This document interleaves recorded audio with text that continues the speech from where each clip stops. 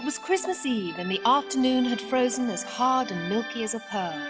The sun was a disk of ice in a sky as white as the snowy ground. Irina walked in front of her mother and father along the lane that led across the fields to the village. The cold pinched her thin cheeks, and the trees that grew on each side of the lane poked their black fingers through the freezing fog as if they were trying to clutch at her as she went by. Even before they reached the first houses at the edge of the village, Irina heard the faint sound of a band playing Christmas carols. But she didn't look up and smile or turn to say "Listen" to her mother and father. She only walked quietly on, looking down at her thick boots as they trod the hardened snow. Irina didn't like Christmas. When they reached the village, all the shop windows were already lit, making halos of light in the fog. The snow-covered square where the band was playing around the Christmas tree was hung around with coloured bulbs. But Irina and her parents didn't stop to listen to the carols because they had so much to do. They lived on a farm, and at Christmas everyone wants more cream and eggs and milk, and besides they had to be back home in time to feed the animals. So her father stopped to talk to the dairyman at the corner, and Irina went ahead with her mother to help with the shopping. Years ago her mother had said, "You're too old now to be bothering about a Christmas tree. It's a waste of money. You can choose a nice present instead." So they walked past the Christmas trees and crossed to the other side of the square. There was a toy shop there, and next to that a gloomy junk shop with a bunch of dusty mistletoe hanging in the window, and next to that a shop that sold pretty frocks with full velvet skirts. Irina stood beside her mother and stared at the shop windows with bright eyes, but she didn't ask for anything. What was the use of a party frock when she lived so far from the village that she never went to a party? And what was the use of toys when there were no children near enough to play with? "Have you thought what you'd like?" her mother asked. "You know we mustn't be long. We've got a lot to do." "The horse," she said. "Look at the poor horse." "What horse?" said her father. "I can't see any horse," said her mother, and they both peered through the window of a junk shop. Beneath a jumble of dusty broken furniture they could just make out the head and tattered mane of what was probably a rocking horse. "I see it now," her father said. "Well, come on, let's get on. You don't want that old thing for Christmas." "I should hope not," her mother said. "It looks filthy."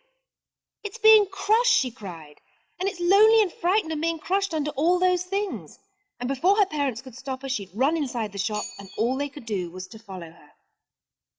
Once inside, Irina stood still, wondering what to do. "What can I do for you?" asked a voice in the gloom. "The rocking horse," Irina said as loudly as she dared, and she went closer to a huge carved chair.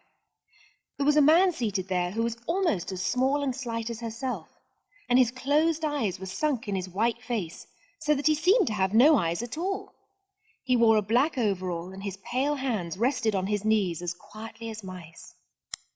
"She saw the horse in the window," Irina's father began, but the blind man took no notice of him. "What's your name?" he asked, his face lifted towards Irina. "Irina." "Irina," he whispered, "come closer to me."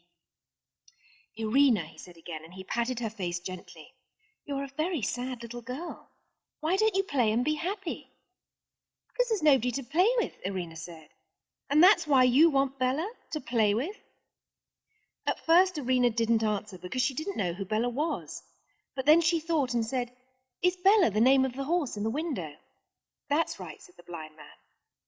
"Then I don't want her to play with," Irina said boldly. "I want to look after her, because she's dirty and lonely and crushed under all those heavy things in your window." "In that case," said the blind man, "you'd better take her home with you. I'll tell you her story, such as it is. Do you remember a wicked farmer who used to live hereabouts who was known as Black Jack?" "No," said Irina, "I don't." "Well, well," said the blind man, "you're very young, and it was all before your time." "I remember him," said Irina's father, coming closer. "He kept horses." "He did," said the blind man, "and the most beautiful one of all was named Bella, because Bella means beautiful. But he was an evil man and treated his animals badly, very badly. They never got more than a handful of oats a day, barely enough to keep them alive. And Bella, who was as finely bred and elegant as a racehorse, was forced to pull him around in that dirty old cart of his. They say he whipped her until she bled. No one knew where he got her, but some said he captured her himself from a wild herd that sometimes passes by this way." "And what happened to her?" Irina asked. "I don't know," the blind man said, But I can tell you what happened to Black Jack. He died. I bought all that stuff in the window from Black Jack's place, the blind man said, and there it's been ever since, including the horse. Now what would Black Jack have wanted a rocking horse for, wondered Irina's father. He had neither wife nor child. But that's just it, said the blind man very softly, just as if he were talking to himself. It's not a rocking horse. Then he spoke more loudly, turning his face up towards Irina's father's voice. Take the horse home for your little Irina, he said. If it will make her happy, I don't want anything for it.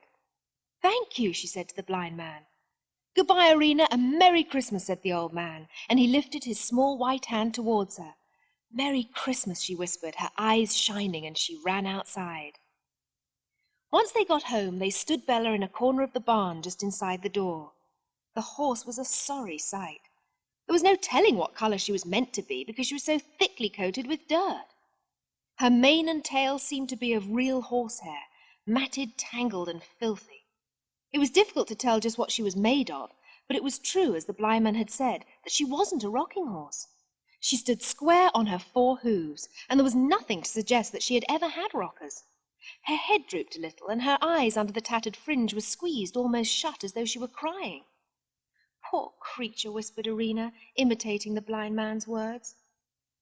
Come on, we've got work to do, her father said, slapping the dust from his hands and coat. Get changed and start collecting the eggs. We're late with the milking. I have to go, Irina whispered to Bella, stroking the poor tangled head. But tomorrow I'll come and see you before we go to church, and afterwards I'll brush and comb you and talk to you so you won't be lonely. Irina! She turned off the light and went into the house. The family went to church that Christmas morning, and the day was bright and clear. The freezing fog had vanished in the night, and the big winter sun made the snowy fields sparkle like glitter. Inside the church, it was dark after the dazzling snow, but the crib in the corner was lit by glimmering candles. After the Mass, Irina went and knelt there, looking at the still figures kneeling in the hay. The baby in the manger held out his stiff arms towards her, and Irina wished she were alone so that she could explain all about Bella, but more and more people were queuing up behind her. She smiled at the donkey on his pile of straw, and then dropped her coins into the box and lit a candle, liking the warm smell of the wax. And after the cold tramp home, there was the warm smell of Christmas dinner and the warm farmhouse to welcome them home. After dinner, her mother and father settled in their armchairs, their faces rosy with sleep after the long morning. Before their eyes were quite closed, Irina said, "Can I go out to the barn?" Was all her mother said, and her father gave a little startled grunt as if wondering who had spoken. So Irina wrapped herself up and went out. She was ready to start work. First she washed Bella's mane and tail, being as careful as she could not to let the soapy water get into the horse's eyes. She washed and rinsed, but the hair still felt coarse and greasy, and she had to fetch 2 more buckets of clean warm water and do it all again. "I think it's clean now," she said, "but I'll need more water for your coat and your feet," and off she went again with the buckets. But when she started to wash Bella's coat, she got a surprise. She had thought that Bella would be made of painted wood like a rocking horse, but she wasn't. "Your coat's real," she said, "just like your mane and tail." She found an old blanket in the corner of the barn. The blanket was so big that she folded it double, and even then it covered the horse completely from head to tail. "It doesn't look very nice," Irina explained, "but we have to keep you warm." When she came out of the barn, the winter sun was setting, huge and red, and all the snow was lit with a pink light. Irina thought, "It's almost the end of Christmas Day." But she didn't feel sad. She felt excited, as if instead of the end of something, it was the beginning of something. And it was.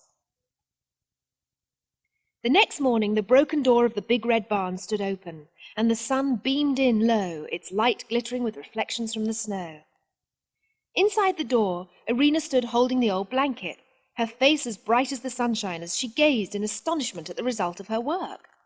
She had hoped when she took off the blanket that morning that Bella would look clean and pretty, but she hadn't hoped for this. Bella was beautiful.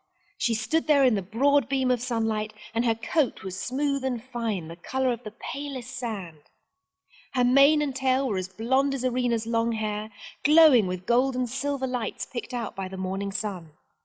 She no longer looked sad. She looked so sleek and elegant that Irina felt all her shyness come back, and she felt afraid to touch such a beautiful creature. "I'll bring you some of the cow's hay," she said. "They won't mind." Her father would mind if he found out, she knew that. He'd let her have a bit of straw, but hay was much more expensive. Still, she would only take a little bit, and since Bella could only pretend to eat it, she wouldn't ever have to take any more. So that night, when Irina said goodnight to her, Bella had clean straw around her feet, a thick blanket to keep her warm, and a small heap of sweet-smelling hay in front of her. She slept heavily for a long time, and what it was that woke her she didn't know. Irina jumped out of bed and ran to the window. She pressed her forehead to the cold glass and looked down, her heart beating so loudly that it hurt. Down in the yard, the big door of the barn stood open, and a beautiful horse, its mane flowing like quicksilver in the moonlight, was trotting swiftly round in wide circles in the snow. "Bella," called Irina softly. The beautiful horse stopped and tossed up her head. Then she spun round on her hind legs and trotted towards the sound of Irina's voice. Right beneath the window, she stopped again and looked up, her whole body quivering. She stretched her head forward towards the ground and started to paw at it with her front hoof, striking the icy stones and shaking her silvery mane. "I'm coming!" cried Irina, and she ran out of her room and down the stairs, swift and silent in her bare feet. "Bella!" As soon as she saw Irina, the horse began trotting in circles again, her head turning this way and that, as though she were looking for something. Suddenly, she stopped beside the stump of a tree where Irina's father always chopped wood. She settled there, standing square on her 4 hooves, and turned her head towards Irina, waiting. Irina understood at once. Without stopping to think of her bare feet and thin nightdress, without wondering whether she shouldn't feel afraid, she ran to the tree stump and climbed onto it, and in a moment she was on Bella's back and holding the streaming silver mane. With soft whinny of pleasure, Bella turned and cantered towards the farmyard gate. She checked and gathered herself and then leapt. Irina hardly felt the jump. It felt more like flying. Her cold bare feet clung to Bella's smooth, warm sides, and her fingers entwined themselves in the thick mane, and they were off like the wind. On and on they went, flying over hedges, fences and ditches, speeding through copses where Irina had to rest her cheek on Bella's mane to avoid the snow-laden branches, then out again across the white fields into the moonlight. Irina didn't think to wonder where Bella was taking her. She didn't think of being frightened. She didn't think of being cold. She didn't think of anything. At last, Bella began to turn in a wide circle. She jumped a low fence and galloped for home, and all too soon they were over the gate and back in the farmyard. "Irina? Irina!" Irina opened her eyes and sat up. It was morning and her mother was calling her. "Irina, I've been calling you for the last half hour." But Irina didn't move at once. She was trying to remember something. Something had happened. She felt different today. Then she remembered her dream of riding over the snow. Could a dream make her feel so happy and so different? "That was a fair blizzard we had last night," her father said over breakfast. "There are drifts as high as a man in some parts." He chewed in silence for a moment, then gulped at his drink, frowning. "It's a funny thing, but all over the yard there are prints in the fresh snow. A horse, I reckon." It wasn't a dream. It wasn't. "Are you sure?" her mother said. "I don't see how a horse could have got in with the 5-barred gate shut." "Jumped it," her father said, getting up to go out with a full steaming mug still in his hand. "There's a wild herd passes this way twice a year, but it's early days for them yet. The streams are all still frozen. There were some other prints as well, but I couldn't make them out." It was a long time before she managed it, but at last Irina got out into the yard and ran to open the door of the old barn. "Bella?" She was there in her corner, small and still, almost buried in the blanket that was far too big for her. Irina's heart was filled with confusion and disappointment. She knelt beside the little horse and turned back the big blanket to stroke her mane. Then she saw that the hay was gone and the water bucket was empty. Bella was real. Whatever happened to her in the daytime, at night she was real. Dreams don't eat hay and drink water. Dreams don't leave hoof prints in the snow. Every night Irina went to bed as early as she could and slept happily until Bella came to wake her. knowing that when the moon was high she would hear the noise of the hooves striking on the icy stones in the yard. Then she would run to the window and see Bella waiting for her out in the white moonlit world of night.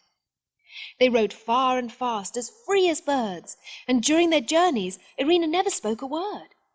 She clung to Bella with her toes and fingers, her eyes bright and her hair streaming behind her as they flew across the snowy fields like the wind. Then she remembered the blind man. He knew all about Bella, and he had said Irina could go back and see him whenever she wanted. So Irina visited the old junk shop and told him the truth about her night rides. "So Bella must be a real horse," she said at the end, "and she's mine, all mine, and that's why I'm happy." "Give me your hand," the blind man said. "What you say is not true," he said gravely. "But she is real, she is," protested Irina, tears of disappointment filling her eyes. "I thought you would understand. I thought you knew about Bella." "Bella is God's creature," the blind man said sternly. "You don't believe me." "Many people believe what you believe," the blind man said, "and all of them are unhappy, just as you will be unhappy if you go on believing what is false. Never say that any creature on this earth is yours. Now go behind my chair to where there's a big chest and take the parcel that's lying there. It's for you. You see, I was expecting you." Irina went to the big chest and took the parcel that was lying on its dusty surface. "Thank you," she said, but she was still crying tears of disappointment because he didn't believe her. She tried to dry her eyes on the back of her glove. "There's a book in that parcel," the blind man said without answering her. "Read it carefully, and if you want to go on being happy, remember my words. Never deceive yourself into believing something that isn't true." Irina ran out of the junk shop and said to herself that she would never, never go there again. Grown-ups were all as bad, and it was useless to tell them anything. Once she'd got home, Irina opened the book at the title page and read "Feeding, Grooming, and Training Your Horse." Then the blind man had believed her, in spite of everything he'd said. He must have believed her if he gave her a book that would help her look after Bella. Later that night, just before she fell asleep in her warm bed, Irina thought, perhaps one day when she feels well and safe again, Bella will be a real horse all the time. And she was right. One night, when the ice was creaking on the roofs and the streams bubbling under the snow, Bella galloped much farther away than usual. Instead of making a big circle and then heading for home, she went on and on, faster and faster over the flat snowy fields towards the horizon. Then, very suddenly, she stopped dead. Her head lifted and her whole body tensed and quivered. "What is it?" Irina asked. "Bella, what is it?" Bella remained rigid, her ears pricked. Had she heard something? Smelt something? Irina clung to Bella's quivering body and looked about her at the miles of snowy fields, the velvety sky dotted thickly with stars, the silver moon. She could see no danger. Then she wondered if they were near Black Jack's old farm. She had no idea where it was, but then they had come so far that she didn't recognize anything. "Bella," she whispered, shivering and clutching tighter at the long mane. "Let's go home. I'm frightened." But Bella didn't hear or turn to nuzzle Irina's toes. She didn't move, and Irina could feel the horse's great heart beating so fast and loudly that it seemed as if it must burst. Still Bella stared, her eyes fixed on the horizon. "What can you hear, Bella? What?" Then she too heard. At first it was a distant, muted rumbling like a thunderstorm far away. It came closer and closer, and Bella's heart beat faster and louder. Then Irina understood. Hoofbeats, hundreds and hundreds of hoofbeats. And on the horizon she saw the wild horses streaming along at full gallop, their manes as white as the snow. Bella threw up her head and neighed, a long, high, desperate call that was almost a scream. From far away came an answering call. Bella reared, pawing the air. Then she plunged. Irina felt herself thrown into space with the snow and the sky spinning upside down, and then the white ground hit her hard and everything turned black and silent. When she opened her eyes again, she felt sick and dizzy, and her mouth and ears were full of snow. She got to her feet very slowly, staring at the empty horizon, her ears buzzing in the silence. Then she turned and started walking home. She never once turned to look back after the wild horses who had taken Bella away. Irina lay very still in her bed. Her face was white except for a reddish-purple bruise on her forehead. Her right arm rested outside the quilt with a stiff bandage round the wrist. She wasn't asleep. Her eyes were wide open. Outside the door of her bedroom, her parents were talking to the doctor in low voices. "It's just the shock. You'll see that in a few days. No serious injury." "Sleepwalking? She must have. We found her early in the morning on a pile of straw in the barn." "Just keep her quiet and don't worry." Irina could hear them, but she didn't listen. Inside her head, everything was empty and silent. The sun was shining outside the window, and the snow was melting and dripping from the black boughs of the apple tree. Irina closed her eyes and slept. After a while, Irina was sent back to school. She was very quiet and well-behaved as usual, but she didn't learn anything. At home, she answered when she was spoken to, but if no one spoke to her, she was silent. A whole year had passed when one night Irina and her parents were having supper in the kitchen. Over the noise of the roaring wood stove, a faint moan could be heard in the chimney pots. "That's a north wind," Irina's father said. "Next thing you know, it'll start snowing.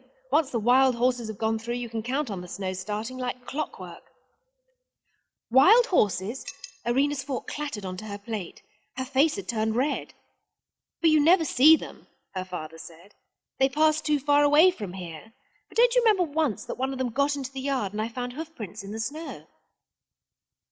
Up in her bedroom, the empty silence in Irina's head was flooded with memories of snowy rides and moonlit fields, of a flowing mane and a warm, velvety nose that nuzzled her feet, of the thunder of hooves and her fall through the air to the hard, cold ground.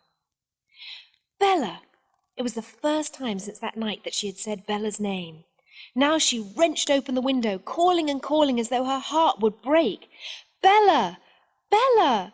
Bella!" The north wind whirled the snowflakes into the room, touching her face with icy kisses, and Irina began to cry in loud, broken sobs as she understood at last what the blind man had told her. Never say that any creature on this earth is yours, or you'll shed bitter tears. It was a hard winter that year, hard for the fox who prowled around the locked chicken sheds at night, his ribs showing through his tattered fur. Hard for the small birds who fell frozen from their branches into the snow. Hard, too, for Irina. She had cried until she had no more tears left to shed, and then decided that if she couldn't be happy, she could try to be good. But one night as Irina slept, the ice on the roof creaked and slid and creaked, until towards dawn a great slice of it thundered down into the yard. Irina opened her eyes. She heard a thin trickle of water in the eaves, and another patch of ice dislodged itself and began to slide. Then she heard hooves striking on the icy stones in the yard. Irina got up and went cautiously to the window, almost afraid to look down. Bella was there. She was standing very still now, watching and listening, her coat and mane reflecting the same cool pink light as the snow. Irina went downstairs. She put her thick coat over her nightdress and pushed her feet into her warm boots. She was trying to keep calm, but her heart was thumping loudly. "Bella!" Bella allowed Irina to stroke her neck, but then she broke away and trotted swiftly to the old barn. The broken door was ajar. Irina started to follow her. "Bella, have you come home?" But before Irina could follow her inside the barn, Bella burst out again, trotted straight towards her, nuzzled her chest, then spun round, jumped the 5-barred gate, and galloped at a desperate speed towards the horizon. "Bella, no! Bella!" Irina ran as far as the gate and then stood watching until the galloping form was no longer visible. Bella was gone. "What's going on? What's all this noise?" Irina's father came out of the kitchen door, half-dressed, his hair hanging over his eyes. "Irina!" Irina turned, but her father was no longer looking at her. He was looking down at the hoofprints in the melting snow, and now he followed them into the barn. "Well, I never! Irina! Irina, come and look!"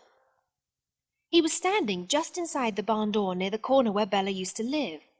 Irina had never been in there since, and she didn't want to go in there now, but her father insisted. He took her by the shoulders. "Look, Irina!"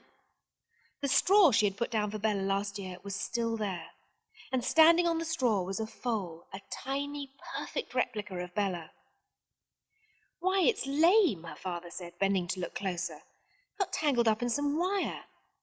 He untwisted the wire carefully. It'll leave a scar, but it should mend. That's why its mother abandoned it, for why she brought it here is a mystery. Irina stood where she was, her face hard and angry. Why did she leave it? She should have looked after it if it was lame. Why? They have to keep up, her father said. If they can't keep up, the mothers are forced to leave them by the rest of the herd. She must have had a desperate run to get it here and then catch them up. He patted the little blonde mane. Well, I don't think you've much of a chance, little one, unless Irina wants to try giving you some milk from a bottle. No, I won't love it. I won't look after it. I won't. Well, please yourself, her father said. I thought you might like to have a horse that would be your very own. Irina ran out of the barn and shut herself in her bedroom. When she came down to breakfast, her face was still pale and angry. Her father was talking about the foal, and her mother said, "There's the baby's bottle we use when there's a weak calf born, I suppose." But Irina didn't say anything. Her father finished his breakfast and put his boots back on. "It'll be dead by the end of the day," he said, and went out. It wasn't a school day. Irina helped her mother in the house and then in the dairy. They were skimming cream and filling little tubs with it.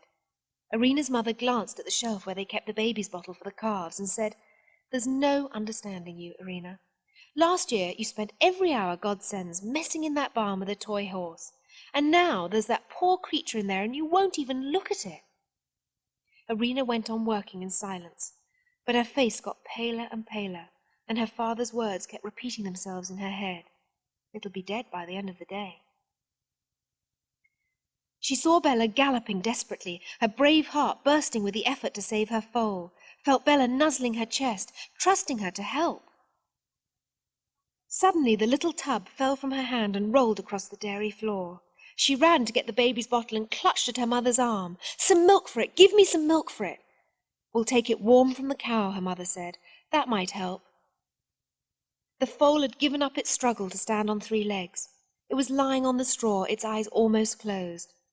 Irina knelt down beside it and held the teat of the bottle near its lips, but it was too weak to lift its head. She squeezed a few warm drops into its mouth. "Don't die," she pleaded. "Please don't die. I'll look after you and love you. I'll take you out in the meadow where there'll be grass and flowers and a stream to cool your feet. And when you're big and strong enough, you'll be free. You'll be your own self. I'll never say you're mine, but please don't die." She slid her hand beneath the little head and lifted it gently to cradle it against herself. Feeling the warmth, the foal pushed its soft nose against her breast and opened its eyes. It looked dazed, as though wondering where it was. But when Irina pushed the teat near its mouth, it began to suck. Loved and cared for by Irina, the foal grew and the lame leg mended.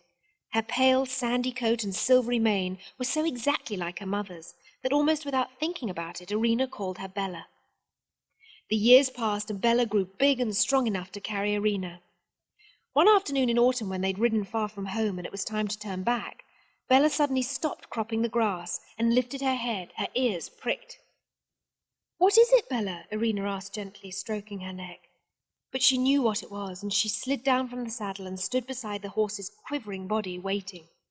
She heard the thunder of hooves, and then the herd came into view, streaming across the horizon in the autumn mist.